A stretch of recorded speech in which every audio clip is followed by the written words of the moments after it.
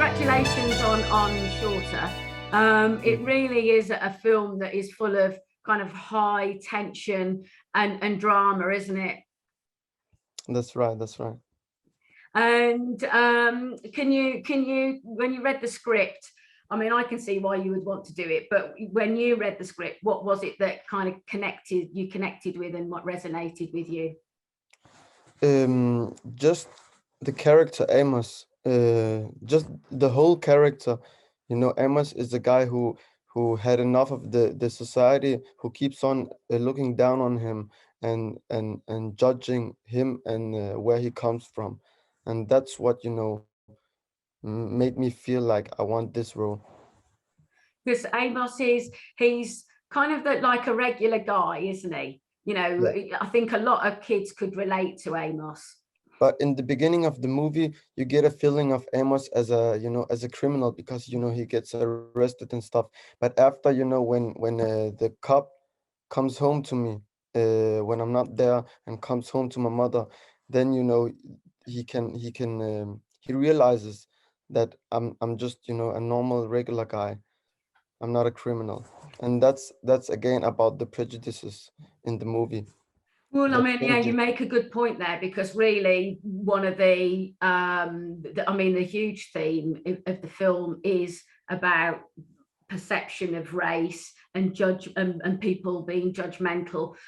Was that also kind of an important aspect of the theme for you to want to be a part of the project? Of course, because also in Denmark, we got a lot of prejudices. People who think something just because you live in a certain place, and where I come from. I come from a ghetto too, so that's important for me that people just understand this. And actually, then, is it? Are you as part of, suppose, the casting process? Were you already an actor? No, no, I was a regular guy. I was a law student. You was a law student. Yeah, I'm still a law student. But Oh, that's yeah. amazing. And I just took a walk with my friends down at the city center, and then there was a caster who took people out of the side and asked them, "You want to be in a movie and come to the audition, come to the casting and stuff." And I just said, "I don't have nothing to lose, so I can come." But where we come from, again, uh, those chances they don't come to us. So that was kind of new for us, and it was me and my friends, but it was me that got the role. So What an amazing opportunity. I mean, what did you think when you got the phone call and they said, actually, we've cast you for this film? I couldn't believe it in the beginning, but after it came to me. It And was you, amazing. I was going to, because you are working against with some tremendous actors, aren't you? I mean, that kind of the dynamic within with all of you. How was that? Was it terrifying for you to kind of, because acting is very much reacting, or did you kind of let it go and um, you know, just allow yourself to go with the flow and be yourself? Um, okay, that's a hard question. Um, we was uh, me, Simon Sears, Jakob Lohmann, we was all there to help each other. So maybe sometimes Simons forgot the script, and I was a guy who read the script every night, so I had every line in my head. So if he forgot the script, I helped him. If I couldn't act on the specific scene, he came and helped me. Jakob came also and helped. So we all helped each other with the set, um, and that there was a dynamic, and we was there to help each other. Yeah, I mean, that's If you understand. amazing. So and no, I was not. It was definitely not terrifying. It was exciting to see how it's going to go. Absolutely. I mean, you must be really pleased with the end result. Yeah, I It, was. I was indeed. Yeah. and do you think as well that the film is kind of like a fair representation, of how, I know it's an extreme situation, but we've had riots in the UK a number of years ago. So, what was going on there is not something out of a apocalyptic film. It's very sort of real of what can happen, isn't it? Yeah, that's right. I think it's a fair presentation of how it is in real life.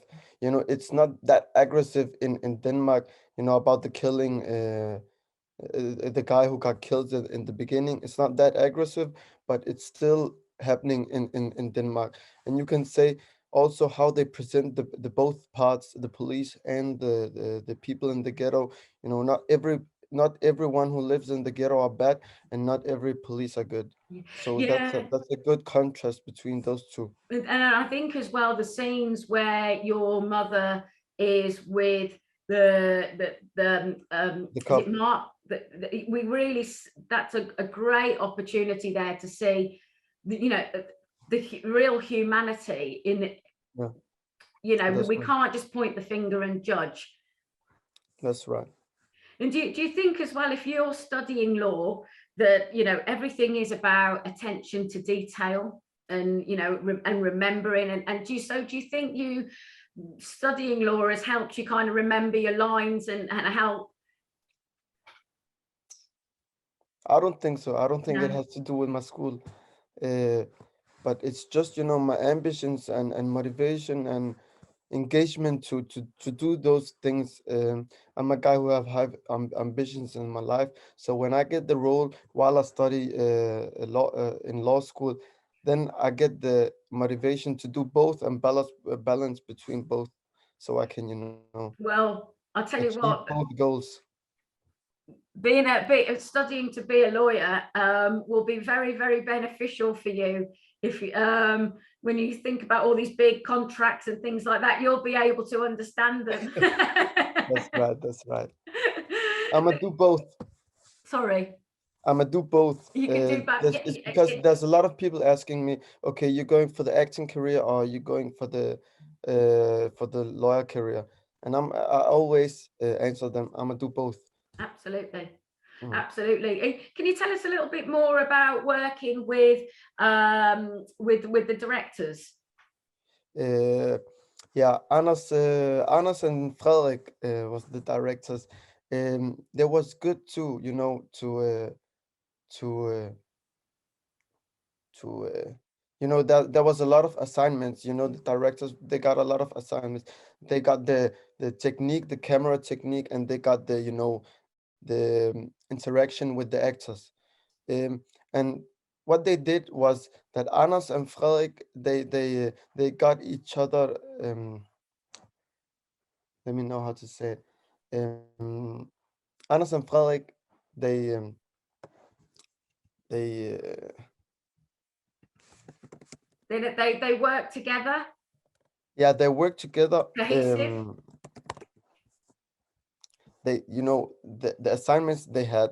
um Anas took care of the actors Yeah. and talked with the actors about the movie set, and Frederick, he did all the camera things with the cameraman.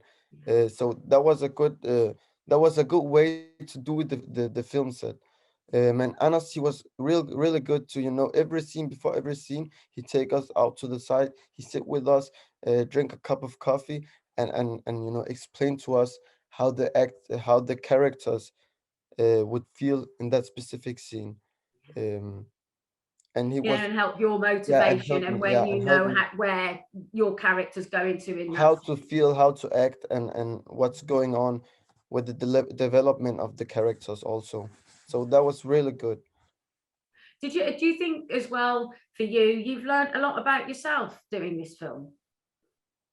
Yeah, I know about myself, but yeah, I learned about myself that I could Yeah, act, for example. yeah. And you're obviously, film is such a collaborative process, so many people having to work together. And you'd also work with kind of wardrobe, the costume department. Did you, because you've come from the where the character is that you're representing, you know that life, what they will wear, because for a lot of actors, when they put the clothes on, that's when they feel like that's it, this is the part.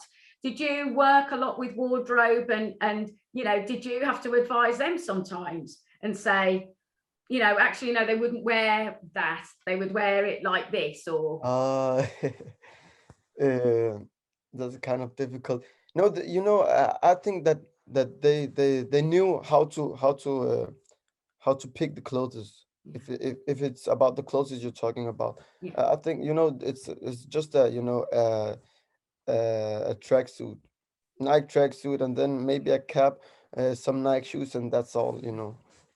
So they did, was good at it, yeah. I mean, what was the, because there's, you know, some of those scenes that are really, they're you know, really quite dramatic. Did you have like work with a stunt man or anything like that for any particular scenes? I think the scene in the toilet, Yeah, they were stuntmen. It was not actually Simon and Jakob, because, you know, there was a lot of fightings and stuff, and that's where I came in. But, you know, there wasn't any serious things that would happen with me, so that's why they didn't get a stuntman with me. But Simon and Jakob, they got two stuntmen to fight with each other at the scene in the toilet. So I worked a little bit with them, yeah. yeah, fantastic. Yeah. And It was nice to see how, you know, how they do things, how they could do all those things. yeah, absolutely. And I suppose really kind of rounding up the interview, what have you sort of taken away with you from making the film, and you know, what do you hope, you know, who are you hoping to see this, and do you hope that in some respects this film will make a difference to people's perceptions? Uh, People's perceptions of, you know, people who lives in, for example, ghettos. Yeah, of course, Yeah, of course. I yeah, would hope to. Man, but I also think that they changed. It changed after the movie in Denmark, specifically. The perception of the people, that it changed after the movie, because, you know, it got to the media and people talked about it and stuff. So it got popular yeah. in a So, way. it's a really positive thing, isn't it, really? Of course, yeah. Yeah. And Well, I'm grateful for that. yeah, and it's a really fantastic film.